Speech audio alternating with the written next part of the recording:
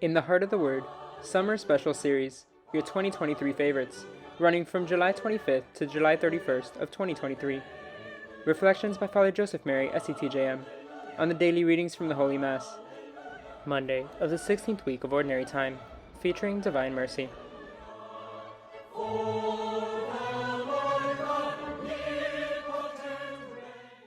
God bless you, dear family, and happy, blessed, Divine Mercy Sunday, the second Sunday of Easter.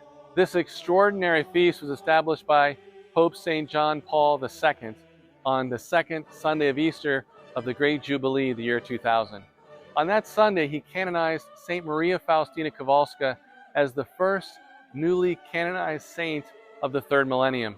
And he said that from that day forward, the Church would celebrate and commemorate the second Sunday of Easter as Divine Mercy Sunday, fulfilling all that Jesus had spoken to St. Maria Faustina about, which she speaks of and reveals in her diary, Divine Mercy in My Soul. Many of us are familiar with Divine Mercy in the devotion, above all the image of Divine Mercy, of Jesus inviting us into the wound of his pierced heart from which flow red and white rays, symbolizing the blood and water that flowed from his pierced heart on the cross, in which he continues to give us, risen from the dead. The red which makes souls righteous, and the white ray which is the life of souls. The right hand of Jesus then is raised and blessing us in the Divine Mercy image. It is to say, come into my heart, the fountain of mercy, and I will give you life. And then at the bottom of the image of Divine Mercy, it has those beautiful words, Jesus, I trust in you.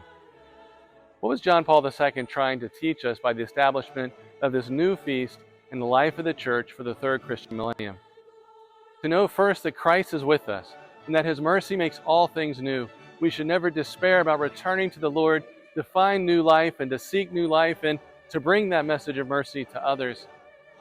He also was wanting us to be sure that amidst all the tribulations, all the difficulties, Jesus Christ is the Lord of history, and we want all that we are to be a gift from his mercy, and all that we are to be a gift to his mercy.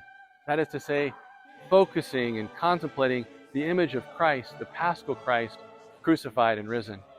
In the Gospel today, we contemplate Thomas, who on the 8th day is able to place his hand in the side of Christ in that fount of mercy, and he makes the great profession of faith, my Lord and my God. And what does Divine Mercy ultimately teach us? That the Church is the vessel of the mercy of God, who teaches us to live not according to our own logic, but by the power of his divine mercy. Acts chapter 2, verse 42 says that the apostles had gathered in one place, that they prayed together, they shared the teachings of the apostles, they held all things in common, and they shared the breaking of the bread.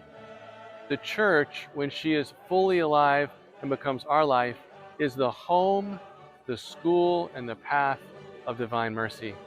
Today, let us be sure to make a good confession and to receive Holy Communion, to pray for the intentions of the Holy Father, so that we might receive the indulgence of divine mercy, and also share, above all, the great message of divine mercy, which is simply, Jesus, I trust in you. Let us listen to these words of Mother Adela. The Scriptures tell us that the last word is not a word of judgment and condemnation, but a word of mercy, that God seeks to reconcile the sinner. For God, who is rich in mercy, has sent his Son so that all who believe in him might not perish, but might have eternal life. And that eternal life is the gift of his mercy. All for the heart of Jesus, through the heart of Mary.